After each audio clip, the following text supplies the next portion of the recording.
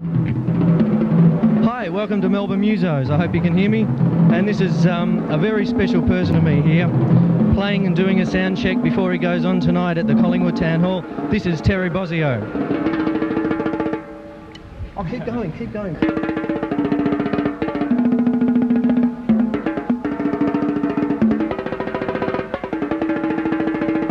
I have a good friend of mine here tonight. This is Alan Zavod.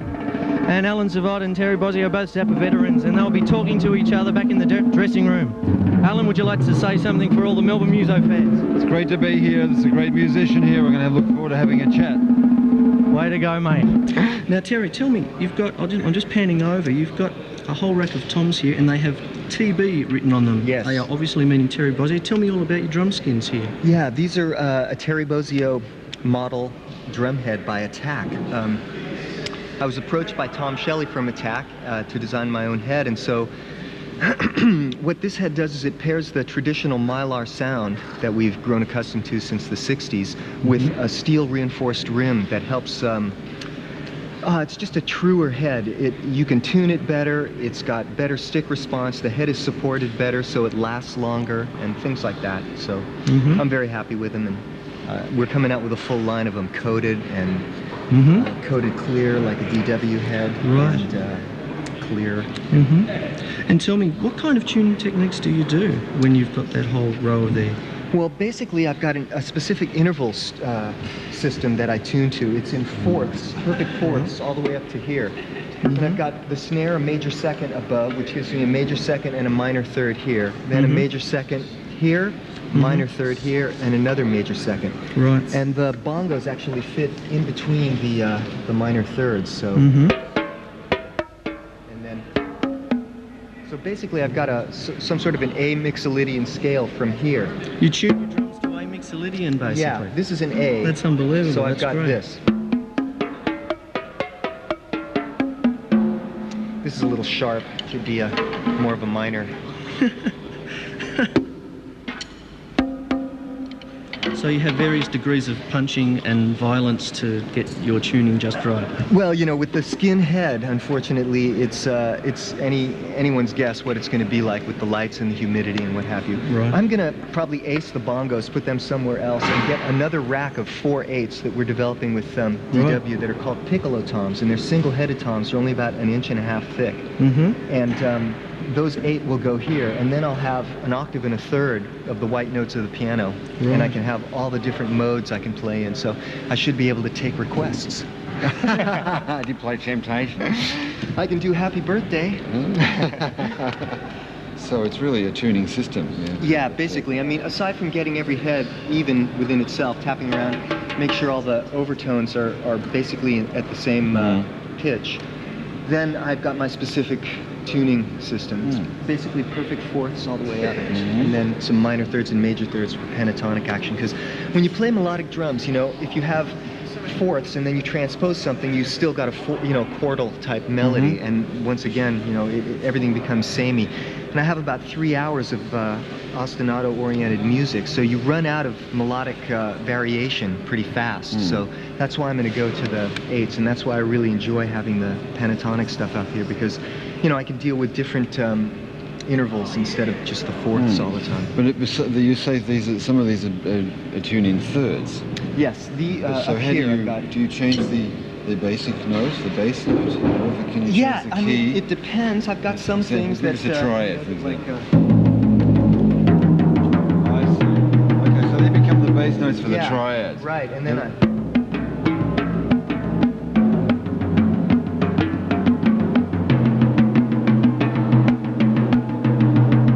got an octave here.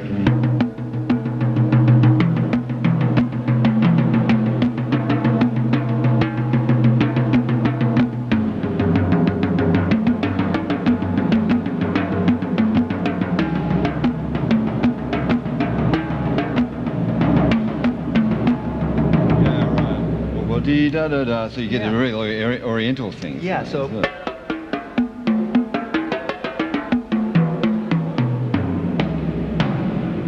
These are hard to kind of get the fundamental out, but Basically, it's no, that works. It's fantastic. Yeah, it's a lot and of fun. These guys are tuned as well. Yeah, but I can't use them as much. That's why I was just explaining. I'm going to go to this series of another 4/8s here, and then I'll just be able to go da da da da da da da da da. And right now I've got this in between this minor third and this minor third. So I've got. That's it.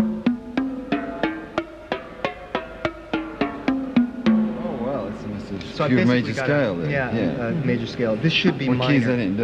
It's A mixolydian. This is minor. Got oh yes, I did hear a G natural. Yeah, it's mixolydian. Yeah, basically, yeah. So it could almost be a G sharp. You know? Well, this must be a C sharp, right?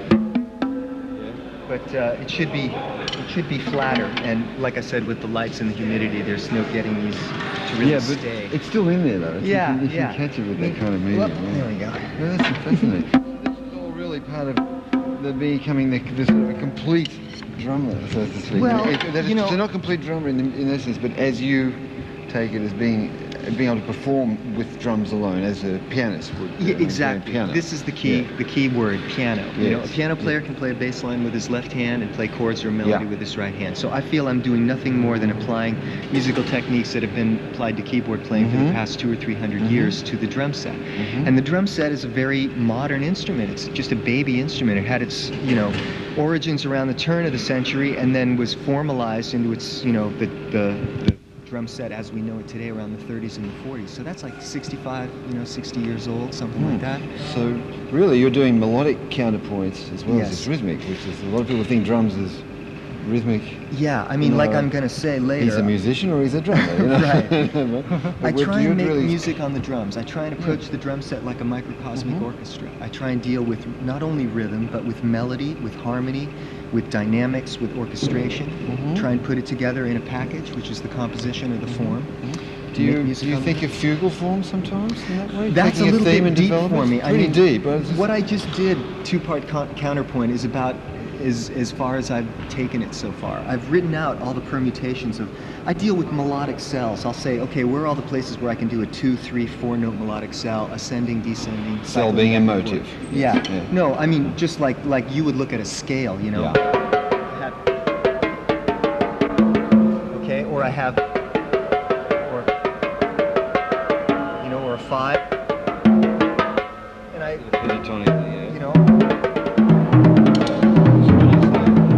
You say cell, you mean the grouping? A 5-note cell, a melodic cell, a grouping of notes. If I can jump in there, would that be sort of more like do you work with any kind of serial composing techniques when you're doing things like that? No, not at this point. Serial is atonal.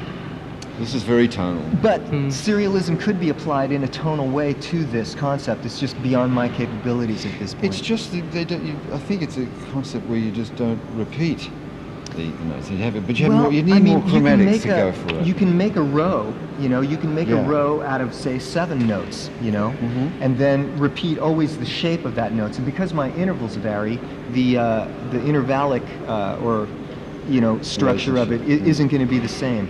But in terms of the doing something retrograde or inversion or forward or retrograde inversion.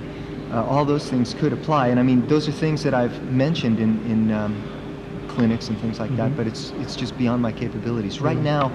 I'll try and deal with the polyrhythmic and 2-part contrapuntal aspects of, say, doing an ascending 4-note grouping against let's say a cycling 5-note grouping. Like so I have and the cycle will be where the 5 notes will be here. Will be descending, like. This will be cycling, so it'll go. These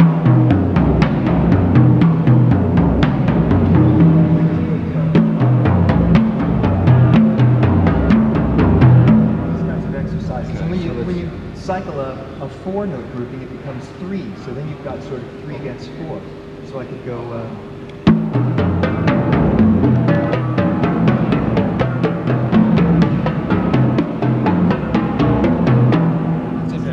Yeah. Did you change the rhythmic feel of it? Exactly, and the measure.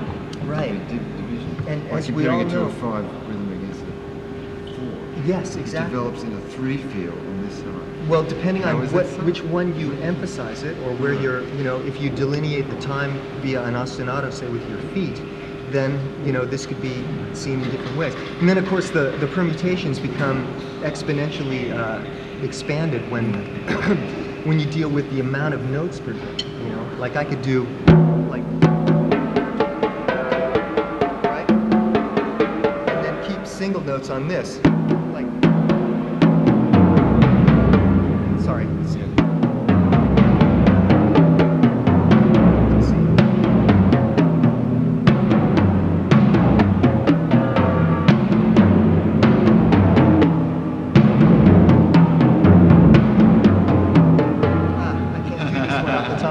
Sorry, but these kinds of things are what I work with. That would change the permutation, the rhythmic. Yeah. You'd feel that that's a different time, a measure. Yeah, it gives it a different polyrhythm, Yeah. So what would you say was the difference in between counterpoint and polyrhythm? Well, they basically have, if you have two separate rhythm patterns, even though they don't say, emphasize two different rhythmic groupings, let's say, it's still counterpoint. But if you have something that emphasizes a different rhythmic grouping than, say, the pulse rhythmic grouping, then you have polyrhythm, But they're sort of interchangeable on this level, This is fascinating. So now I see you don't have any electronics now. No, I did that in the 80s and got fed up with it, and I like the instant gratification. You don't think there's use for it? Space for it?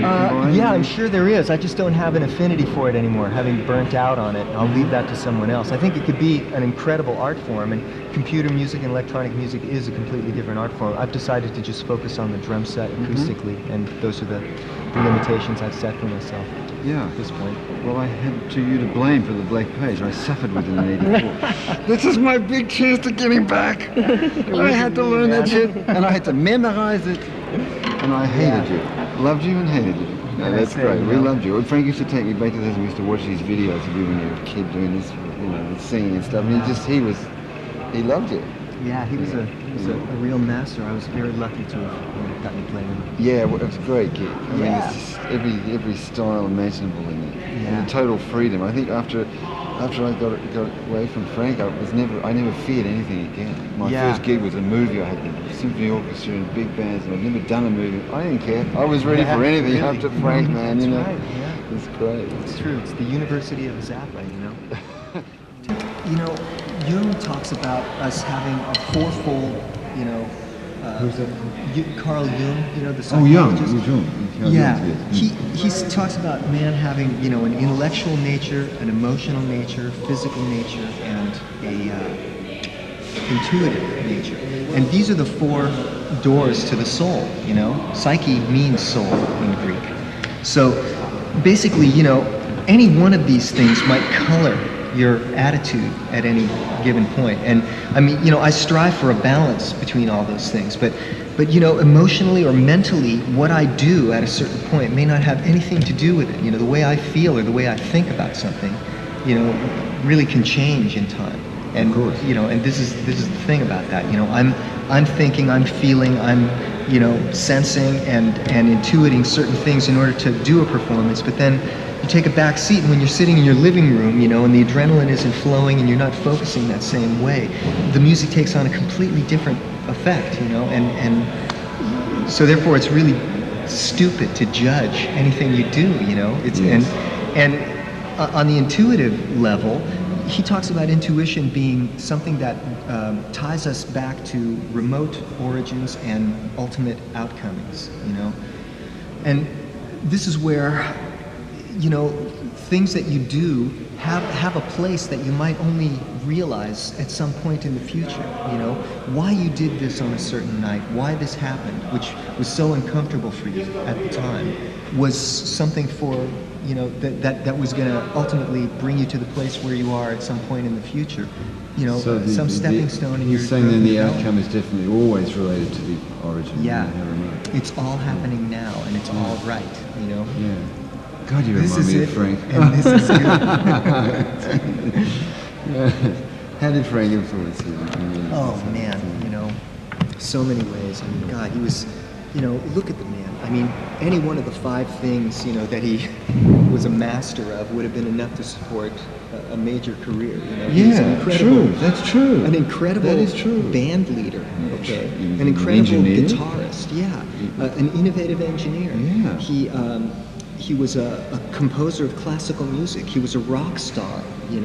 He was an incredible humorist, a satirist, and a wit. He could go in front of the House of Representatives or the Senate and deal with them on their level. And not come off like a typical drug-taking, brainless rock and roll guy. Counterpoint work. Yeah, I mean, he was a brilliant. We knew character. him, what he was like. Most people are quite bewildered; they have no idea. Yeah, no, man. I mean, for me, I was 10 years younger than Frank. I had no experience whatsoever. I was lucky to get that gig, and the whole time, just, I considered it an honor to just listen to what the guy was saying. And half of what he said, I didn't understand and was too inhibited to even ask him what certain words meant. He was like Steve. You know what I mean? He was a great guy, and I feel very, very lucky to have had that experience. That's great. I had just spoke to Steve via in LA. We got together and we chatted a lot, and I told him how Frank used to show me. He'd shut up and play guitar albums and go, did I buy that? He couldn't believe. He was amazed. I mean, he developed so many concepts from all this incredible work that Steve had done. Yeah. And I said, did he ever tell you that? He said, oh no, I would have been too terrified to have asked him that. Yeah. Oh, I mean, but I was only 4 moments. 4 years younger, and that's a lot closer than 10. Yeah. That's we were the thing. friends. We were very good friends. Yeah. I mean, he's, for me, he was. You talk about that fear, that you were ready for anything after that. I realized I just went to LA and did some stuff there. And Gail said, well, if you want to stay at the house, blah, blah, blah, please, come up. So I stayed a night up there. And I realized for the first time, I mean, he's been dead for over a year now, right? 2 years coming up, something like that? 93. Or 3, rather, yeah. Not 3, sure. Yeah, I think it'll be 3 in December. December 4th, 93. Yeah. So this is the first time I went up there, and the fear was gone. That I wouldn't bump into him in one of the hallways and have him say, Bozzio, I've got this Broadway play. Here's a part for you. It's got this part, or here's the score to this new thing I'm doing. I really want you to play the drums on it. And I would have to do something I didn't think I could do and not have a life. Because, when you're young, you can do that, You can work for him when you don't, have family ties and all these other responsibilities. But because it's 8 hours a day for 3 months to rehearse for a tour, and then every sound check is a rehearsal, every night is an arrangement. I was the new kid on the block. Yeah. Imagine how that was. Oh man! After the gig, I'd go and open a convention room, Yeah. a hotel, if I wasn't doing something else, if you know what I mean. Yep. And I'd practice for the next gig. In fact, I used to push him. He liked that. Yeah. Alien Orifice. When I was finally ready for Alien Orifice, Yeah. I pushed him. Well, And I remember him coming on the stage. We better play Alien. He said, we better rehearse Alien Orifice, or I'm going to be mud tonight. Meaning I'm going to be really pissed off at him. And he was loving that, that I could push him as well, because I was enjoying the push he was giving me. What a challenge to develop that kind of retention. Yeah. But I must say that when I called Gail recently, I just wanted to take her out for dinner. I haven't been to the house since. I've been mostly in this country, is the reason. We were going to go out, and then she couldn't. She said, "Just blow by, just come over, I'm going to do that, but God, I reckon it's going to be a bit hard. First off, It is. it's going to be tough because he was so much a homebody that every part of that house that I hung out in, Was, I the know, studio and just has the video room, incredible where we used to hang out a lot, and then into the kitchen and the office, and occasionally we'd go out to dinner. I mean, amazingly enough, right? We went out. He didn't do that. No, we went out. Oh yeah, we went out on the road a lot. Oh yeah, no, on the road, Otherwise, but it was- at home. It was at home. One night I was there, and he said to go, let's go for dinner. I said, Frank, we're going out. Right. We're going out. And we were talking about school and the kids, and everybody else was sort of staring at what are they talking about? Because every head turned when Frank was in LA. And they're pretty blasé in LA, but when Frank walked around, they were very, very aware of his A presence. friend of mine, when I first got with him, I went out to eat on the road with Frank and brought my friend along, and he said, he he doesn't hang out, he holds court. You know, Yeah. he just had that Yeah. that weight to Yeah. him. You know, he's Yeah. definitely one of the heaviest Except guys. when it was Gail and I and himself, it wasn't like that because she's strong. No, I mean, In some way, you know, I it's think, a bit different. yeah, you get He used was- to he was it. a little different You get with the used wife. to it. You know, you get used. I guess to it. maybe I was getting used to it. Maybe you're Yeah, right. yeah. I was pretty But used I to don't it. think it goes away. I mean, because he didn't, you know, his that energy didn't go away. No. You know? It was there all the time. Yeah, You know, yeah. whatever you talked about, you know, it was there. It was like 12 notches beyond what you were thinking, and it made a left. you Yeah, know? yeah. It And- definitely made some left. Yeah, I mean, Very God, sharp left. He Very was interesting. really I great can character. see that, you know, you were very consumed with Frank, as we all were. And there was always that point, you know, where you have to break into the band, you know?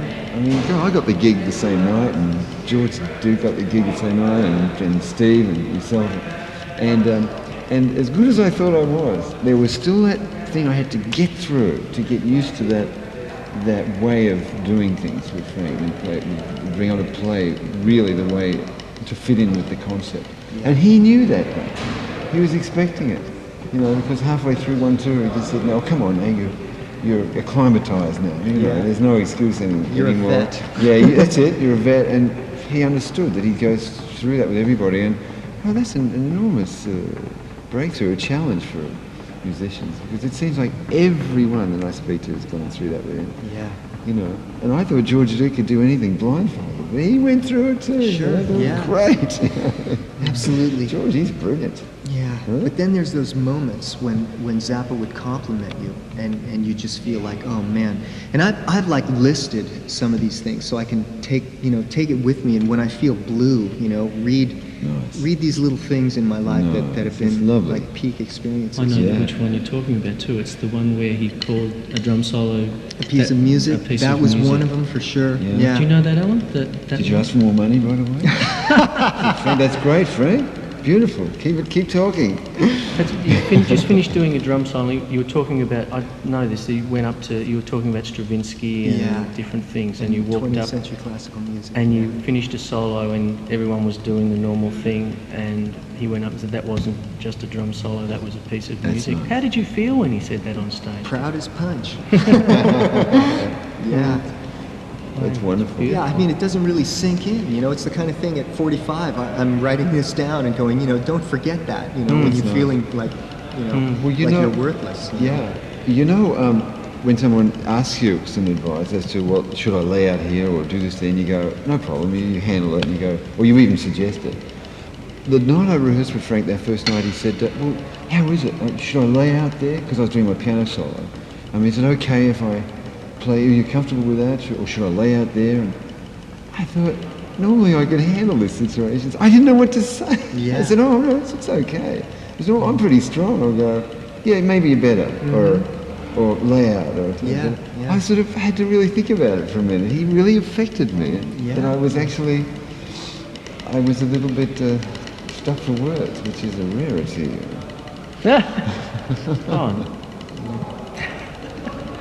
Oh, Well, I think we should let Terry go. Let Terry go because he wants to just meditate a little bit. I haven't told you, know. Terry. Let's I go. have a band called the Zappa Instrumental, and we do all of Zappa's music. We're he's a playing good at the band. club. Ah. Alan's played with us, and Yeah, we're right. playing 2 blocks up the road straight afterwards. And this is an open invitation Oh, for you to man, come. well, that may be something we'll not have to pass up.